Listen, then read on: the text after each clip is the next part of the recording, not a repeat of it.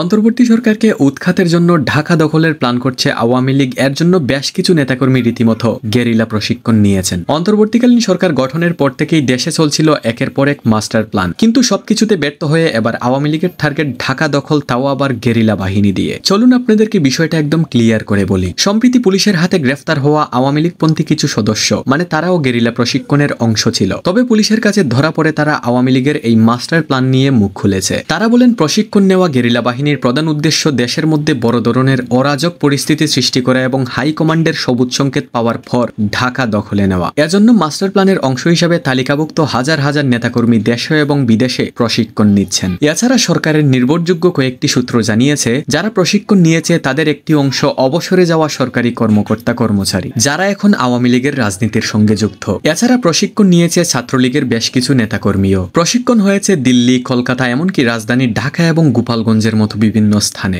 এছাড়া জানা যায় চূড়ান্ত সফলতা অর্জনের আগ পর্যন্ত এই প্রশিক্ষণ জারি রাখার পরিকল্পনা রয়েছে আওয়ামী লীগের। এরই অংশ হিসাবে 8 জুলাই রাজধানীর একটি কনভেনশন হলে 400 জনকে প্রশিক্ষণ দেওয়া হয়। ওই প্রশিক্ষণ চলাকালে কনভেনশন সেন্টারে দেওয়া হয় অন্তর্বর্তী সরকার বিরোধী নানা স্লোগান। এছাড়া নাম প্রকাশে অনিচ্ছুক একটি সংশ্লিষ্ট সূত্র জানিয়েছে, পুলিশের হাতে আরো কয়েকজন গ্রেফতারকৃত সদস্য জানায় ঢাকা দখল করাই ছিল তাদের মেইন টার্গেট। এর জন্য তারা শেখ হাসিনার নির্দেশের অপেক্ষায় ছিলেন। পরিকল্পনা মোতাবেক শেখ হাসিনার নির্দেশ পাওয়ার সঙ্গে সঙ্গে সারা দেশ থেকে তালিকাভুক্ত হাজার হাজার নেতাকর্মী একসাথে ঢাকায় চলে আসবেন। সবাই সমবেত হবেন রাজধানীর শাহবাগে। শাহবাগ দখল করে জনমনে আতঙ্ক তৈরি সহ জনগণকে জানান দেওয়া হবে যে আওয়ামী লীগের কয়েক লক্ষ লোক ঢাকা দখলে নিয়ে ফেলেছে, এমনকি প্রশাসনও তাদের সঙ্গে আছে। তৎক্ষণাৎ এর প্রভাব পড়বে সারা দেশে। পরিকল্পনা অনুযায়ী আওয়ামী লীগ নিয়ন্ত্রিত কয়েকটি জেলা সহ দেশের বিভিন্ন স্থানে আওয়ামী লীগের বিভিন্ন পর্যায়ের লোকজনও মাঠে নামার সাহস দেখাবে। এমন পরিস্থিতিতে দেশে বড় ধরনের সংঘাত ও অরাজক পরিস্থিতি বেগবান করার সকল প্রস্তুতি আগে থেকে প্ল্যান করা থাকবে।